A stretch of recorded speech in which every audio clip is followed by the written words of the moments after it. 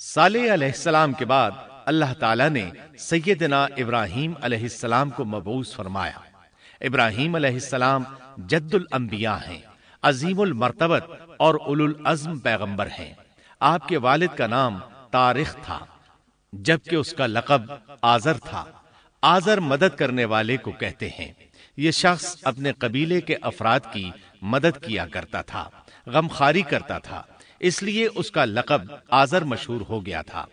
قرآن مجید میں ابراہیم علیہ السلام کا قصہ 73 مقامات پر ذکر ہوا ہے۔ یہ 73 مقامات 25 سورتوں میں ہیں، اور یہ بات ابراہیم علیہ السلام کے بلند مرتبت ہونے پر دلالت کرتی ہے۔ ابراہیم علیہ السلام بھی سام بن نوح علیہ السلام کی نسل سے ہیں۔ آپ کی پیدائش عراق کے مشہور شہر بابل میں ہوئی۔ یہ عراق کے شمال میں واقع تھا اور آج بھی موجود ہے۔ بہت بڑا شہر ہے۔ اس وقت بھی بڑی آبادی پر مشتمل تھا۔ یہاں بت پرستی عام ہو چکی تھی۔ اللہ تعالی سورۃ العنکبوت آیت 25 میں فرماتے ہیں، وَقَالَ إِنَّمَا اتَّخَذْتُم مِّن دُونِ اللَّهِ أَوْثَانًا مَّوَدَّةَ بَيْنِكُمْ فِي الْحَيَاةِ الدُّنْيَا۔ ابراہیم نے کہا کہ تم نے جن بتوں کی پرستش اللہ کے سوا کی ہے، انہیں تم نے اپنی آپس کی دنیاوی دوستی کے بنا پر معبود ٹھہرا لیا ہے۔ مطلب یہ کہ وہ لوگ اللہ کی عبادت بتوں کو اللہ کا شریک ٹھہرا کر کرتے تھے۔ ابراہیم علیہ السلام نے اپنے باپ سے اور اپنی قوم سے کہا کہ یہ مورتیاں جن کے تم مجاور بنے بیٹھے ہو کیا ہیں؟ انہوں نے جواب دیا، ہم نے اپنے باپ دادوں کو انہی کی عبادت کرتے پایا ہے۔ اللہ تعالیٰ ان کے بارے میں فرماتے ہیں، اے نبی، انہیں ابراہیم علیہ السلام کا قصہ سنا دو، جبکہ انہوں نے اپنے باپ اور اپنی قوم سے فرمایا، تم کس کی عبادت کرتے ہو؟ کہنے لگے، بتوں کی، ہم تو برابر ان کے مجاور بنے بیٹھے ہیں۔ ابراہیم علیہ السلام نے فرمایا، جب تم انہیں پکارتے ہو تو کیا وہ سنتے بھی ہیں یا تمہیں نفع اور نقصان پہنچا سکتے ہیں؟ انہوں نے کہا، یہ ہم کچھ نہیں جانتے، ہم نے تو اپنے باپ دادوں کو اسی طرح کرتے پایا ہے۔ مطلب یہ کہ یہ بت پرستی انہیں ورثے میں ملی تھی۔ وہ جن معبودوں کی عبادت کرتے تھے، نہ وہ ان کی پکار کو سنتے تھے، نہ ہی ان کے نفع و نقصان پر قادر تھے۔ اسی لیے ابراہیم علیہ السلام انہیں جھنجھوڑ رہے تھے، لیکن اندھی تقلید اور بشری عقل کے بیکار ہو جانے نے انہیں یہ سب سوچنے سے عاری کر دیا تھا۔ اللہ تعالیٰ نے ابراہیم علیہ السلام کی خصوصی رہنمائی فرمائی تھی، جیسا کہ سورۃ الانبیاء آیت 51 میں ہے، وَلَقَدْ آتَيْنَا إِبْرَاهِيمَ رُشْدَهُ مِن قَبْلُ وَكُنَّا بِهِ عَالِمِينَ۔ اور ہم نے ابراہیم کو پہلے سے ہدایت عطا فرما دی تھی اور ہم اسے جانتے تھے۔ ابراہیم علیہ السلام نے کبھی ایک لمحے کے لیے بھی بتوں کی پوجا نہیں کی تھی۔ آپ نے اپنی قوم کو بتوں کی پوجا کرتے دیکھا تو انہیں ملامت کی، ایک اللہ کی طرف دعوت دی، اور اس دعوت کی ابتدا انہوں نے اپنے باپ سے کی۔ اللہ تعالیٰ سورہ مریم میں فرماتے ہیں، اے نبی، کتاب میں ابراہیم کا ذکر کر، بے شک وہ سچا نبی تھا۔ جب اس نے اپنے باپ سے کہا، اے میرے باپ، بے شک مجھے وہ علم عطا ہوا ہے جو تمہیں حاصل نہیں، اس لیے میری اطاعت کریں، میں آپ کو سیدھا راستہ دکھاؤں گا۔ اے میرے باپ، شیطان کی عبادت نہ کریں، بے شک شیطان اللہ کا نافرمان ہے۔ ان بتوں کی عبادت گویا شیطان کی عبادت ہے، اس لیے آپ نے ان معبودوں کو شیطان سے تعبیر کیا۔ فرمایا، اے میرے باپ، بے شک مجھے خوف ہے کہ تم پر اللہ کا عذاب آئے، پھر تم شیطان کے ساتھی ہو جاؤ۔ باپ نے ان کی بات سن کر کہا، اے ابراہیم، کیا تو میرے معبودوں سے پھرا ہوا ہے؟ البتہ اگر تو باز نہ آیا تو میں تجھے سنسار کر دوں گا، اور تو مجھ سے ایک مدت تک دور ہو جا، یعنی مجھ سے اتنا دور ہو جا کہ کبھی مجھے نظر نہ آئے۔ ابراہیم علیہ السلام نے اپنے باپ پر نرمی اور مہربانی کرتے ہوئے ان سے کہا، آپ پر سلامتی ہو، میں اپنے رب سے آپ کے لیے بخشش طلب کرتا رہوں گا۔ لیکن جب بعد میں ان پر واضح ہو گیا کہ وہ تو اللہ کا دشمن ہے تو ابراہیم علیہ السلام اس سے بے تعلق ہو گئے۔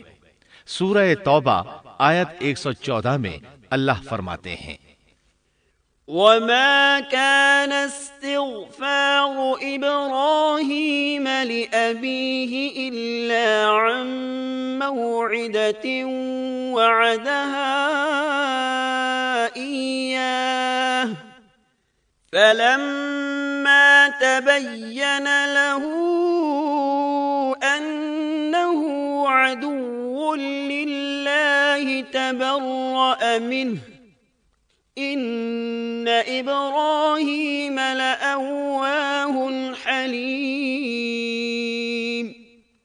اور ابراہیم کا اپنے والد کے لیے بخشش طلب کرنا ایک وعدے کی وجہ سے تھا جو وہ اس سے کر چکے تھے، لیکن جب انہیں معلوم ہو گیا کہ وہ اللہ کا دشمن ہے تو اس سے بیزار ہو گئے۔ بے شک ابراہیم بڑے نرم اور تحمل والے تھے۔ کسی ایماندار کے لیے جائز نہیں کہ وہ کسی کافر کے لیے دعائے مغفرت کرے، بلکہ مومن پر حرام ہے کہ وہ کسی کافر یا عیسائی وغیرہ کے لیے مغفرت طلب کرے یا اس سے یہ کہے کہ اللہ تجھ پر رحم کرے۔ ابراہیم علیہ السلام کے والد نے انہیں دھمکی دی تھی کہ اگر تم اس دعوت سے باز نہ آئے تو میں تمہیں سنسار کر دوں گا۔ اس کے جواب میں ابراہیم علیہ السلام اپنے والد کے ساتھ انتہائی شفقت سے پیش آئے اور اس سے کہنے لگے میں آپ کے لیے اپنے رب سے استغفار کرتا رہوں گا، اس لیے کہ آپ اپنے والد پر بے حد مہربان تھے۔ اسی لیے اللہ تعالیٰ بھی ابراہیم علیہ السلام پر بے حد مہربان تھے اور آپ کا لقب خلیل الرحمن رکھ دیا گیا۔ خلت محبت کا وہ انتہائی درجہ ہے جس کے ساتھ دل محبت سے بھر جاتا ہے، یعنی وہ بہت سے لوگوں سے بڑھ کر اللہ تعالیٰ کو محبوب تھے۔ والد کے سخت جواب کے بعد ابراہیم علیہ السلام نے ان سے علیحدگی اختیار کر لی اور انہیں مخاطب کر کے فرمایا میں تمہیں چھوڑتا ہوں اور جنہیں تم اللہ کے سوا پکارتے ہو ان کو بھی چھوڑتا ہوں، میں اپنے رب کو پکاروں گا، مجھے امید ہے میں اپنے رب کو پکار کر محروم نہیں رہوں گا۔ آپ اللہ کے پیارے اور پسندیدہ نبی تھے۔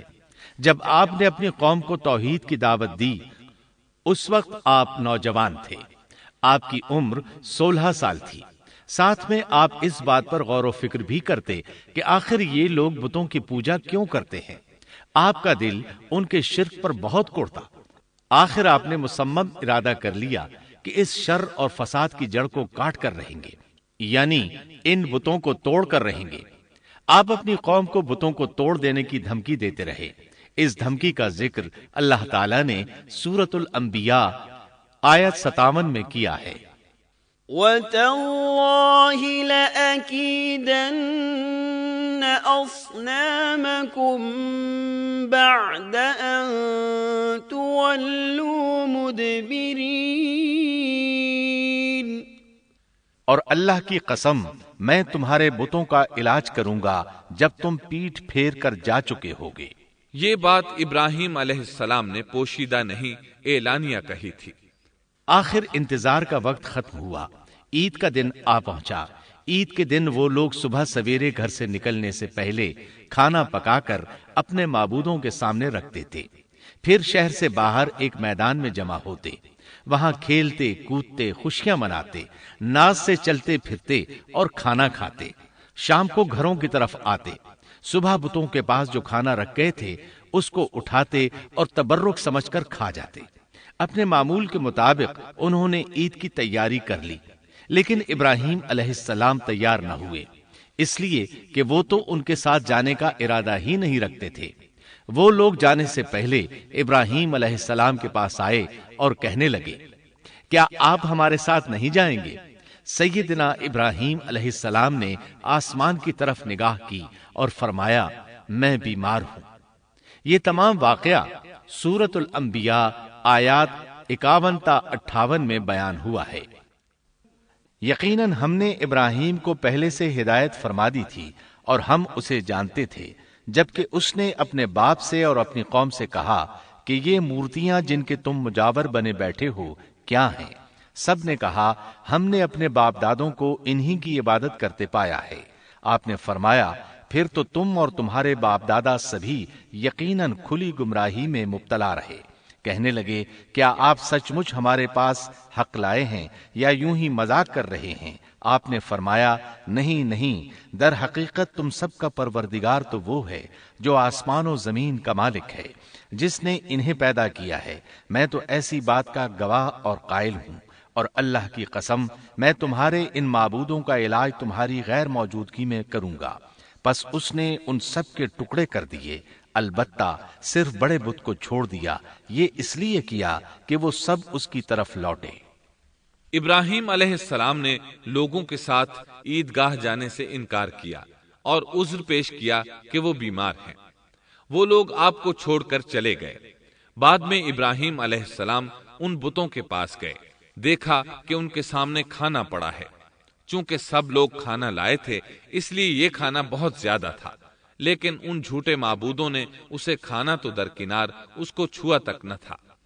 ابراہیم علیہ السلام نے انہیں مخاطب کر کے کہا، یہ اتنا کھانا تمہارے سامنے پڑا ہے، تم اس کو کھاتے کیوں نہیں؟ تمہیں کیا ہو گیا کہ بات تک نہیں کرتے؟ پھر پوری قوت سے دائیں ہاتھ سے کلہاڑا مار کر ان کے ٹکڑے ٹکڑے کر دیے، لیکن بڑے بت کو چھوڑ دیا تاکہ سب اسی کی طرف رجوع کریں۔ تمام چھوٹے بتوں کو توڑ کر کلہاڑا اس بڑے بت کے کندھے پر رکھ دیا۔ مشرکین میلے سے لوٹے تو دیکھا ان کے سارے معبود اوندھے منہ ٹوٹے پھوٹے پڑے ہیں، ان کے تمام معبودوں کو توڑ دیا گیا تھا۔ وہ حیران رہ گئے کہ یہ کیسے ہو گیا، کس نے کیا؟ کہنے لگے یہ کام کس ظالم کا ہے، اس نے ہمارے معبودوں کی توہین کی ہے۔ اس وقت جن لوگوں نے ابراہیم علیہ السلام کا وہ کلام سنا تھا انہیں ان کا خیال آ گیا۔ کہنے لگے وہ نوجوان جس کا نام ابراہیم ہے اسے ہم نے اپنے بتوں کی مذمت کرتے سنا ہے۔ اللہ کی قدرت کہ ابراہیم علیہ السلام کا جو مقصد تھا وہ خود بخود پورا ہو رہا تھا۔ قوم کے لوگ مشورہ کر رہے تھے کہ سب کو جمع کرو اور اسے بلاؤ، پھر اسے سزا دو۔ چنانچہ تمام اہل باطل چھوٹے بڑے جمع ہو گئے، کارروائی شروع ہو گئی۔ کہنے لگے اے ابراہیم، ہمارے معبودوں کے ساتھ یہ لغو حرکت تو نے کی ہے۔ ابراہیم علیہ السلام نے جواب دیا، یہ کام تو اس بڑے بت کا ہے، مجھ سے کیوں پوچھتے ہو؟ تم اپنے معبودوں سے کیوں نہیں پوچھ لیتے کہ ان کے ٹکڑے کس نے اڑائے ہیں؟ ابراہیم علیہ السلام کا جواب سن کر وہ سب سوچ میں پڑ گئے۔ پھر کہنے لگے ہم نے بڑی غلطی کی، اپنے معبودوں کے پاس کسی کو حفاظت کے لیے نہیں چھوڑا۔ اس قدر واضح بات محسوس کر کے بھی وہ ظالم ایمان نہ لائے، بلکہ شیطان نے ان کے دلوں میں وسوسہ ڈالا اور انہوں نے غور و فکر کر کے کہا، اے ابراہیم، کیا تمہیں علم نہیں یہ تو بے زبان ہیں، یہ بول نہیں سکتے۔ اب ابراہیم علیہ السلام نے فرمایا، تب پھر تم اللہ کے سوا اس چیز کی عبادت کرتے ہو جو تمہیں کچھ بھی نفع نہ دے سکے اور نہ نقصان پہنچا سکے۔ تعجب ہے تم پر اور ان پر بھی جنہیں تم اللہ کے سوا پکارتے ہو، کیا تم میں بالکل عقل نہیں؟ اس طرح ابراہیم علیہ السلام نے ان پر حقیقت خوب اچھی طرح واضح کر دی۔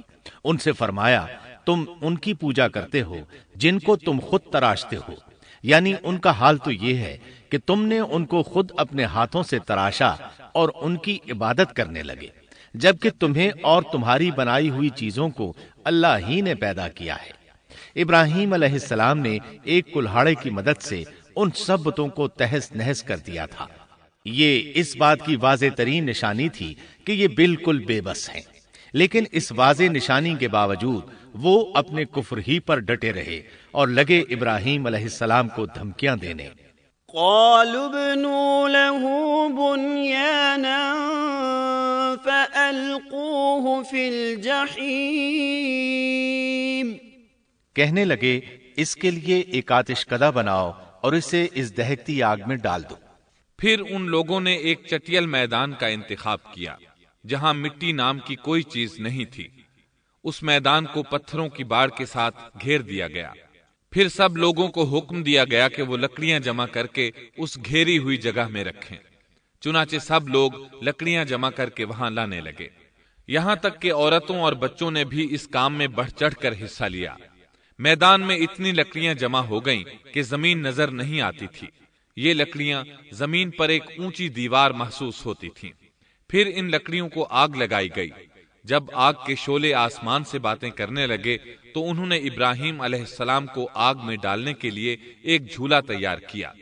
اس میں سیدنا ابراہیم علیہ السلام کو رکھا گیا۔ اس وقت آپ نے یہ دعا پڑھی، حسبنا اللہ ونعم الوکیل۔ ہمیں اللہ کافی ہے اور وہی بہترین کارساز ہے۔ یہ کلمہ ہر محتاج اور مصیبت زدہ کو پڑھنا چاہیے۔ بخاری میں ہے، رسول اللہ صلی اللہ علیہ وسلم نے فرمایا، حسبنا اللہ و نعم الوکیل ابراہیم علیہ السلام نے اس وقت فرمایا تھا جب انہیں آگ میں پھینکا جانے لگا تھا۔ مطلب یہ کہ ہم اللہ ہی پر بھروسہ کرتے ہیں، اس کے سوا ہمارا کسی پر بھروسہ نہیں۔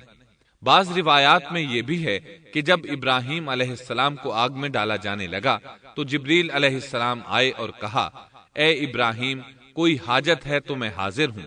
ابراہیم علیہ السلام نے فرمایا، اگر تم اپنی مرضی سے آئے ہو تو مجھے تمہاری کوئی ضرورت نہیں۔ ایک دوسری روایت میں ہے کہ بارش کے فرشتے نے حاضر ہو کر کہا تھا، اے ابراہیم، مجھے حکم دیجئے میں بارش برسا کر اس آگ کو بجھا دوں۔ لیکن ایسی تمام روایات ضعیف ہیں۔ یوں بھی اللہ کا حکم ان سے پہلے کام کرنے والا تھا۔ اللہ تعالیٰ سورہ انبیاء آیت 69 اور 70 میں فرماتے ہیں، قلنا یا نار کونی بردا وسلاما علی ابراہیم وَأَرَادُوا بِهِ كَيْدًا فَجَعَلْنَاهُمُ الْأَخْسَرِينَ۔ ہم نے کہا، اے آگ ابراہیم پر ٹھنڈی ہو جا اور سلامتی والی ہو جا۔ گو انہوں نے ابراہیم کا برا چاہا لیکن ہم نے انہیں ہی نقصان پانے والا کر دیا۔ چنانچہ جب ابراہیم علیہ السلام کو آگ میں ڈالا گیا تو وہ ٹھنڈی ہو گئی۔ ابن عباس رضی اللہ عنہما فرماتے ہیں، اگر اللہ تعالیٰ آگ سے یہ نہ فرماتے کہ سلامتی والی ٹھنڈی ہو جا تو وہ اس قدر سرد ہو جاتی کہ اس کی ٹھنڈک سے تکلیف محسوس ہوتی۔ گویا آگ بھی اللہ کے حکم کے بغیر نہیں جلا سکتی، چھری اللہ کے حکم کے بغیر نہیں کاٹ سکتی، اس لیے کہ یہ بھی اللہ کی مخلوق ہیں اور ان کی قدرت بھی اللہ کے پاس ہے۔ وہ چاہے تو ان کو قدرت عطا کر دے، چاہے تو قدرت واپس لے لے۔ آگ کو ٹھنڈا ہونے کا حکم ہوا، وہ ٹھنڈی ہو گئی۔ اس نے نہ ابراہیم علیہ السلام کے کپڑے جلائے، نہ جسم کے کسی حصے کو کوئی نقصان پہنچایا، صرف وہ رسیاں جلائیں جن سے آپ کو باندھا گیا تھا۔ سبحان اللہ۔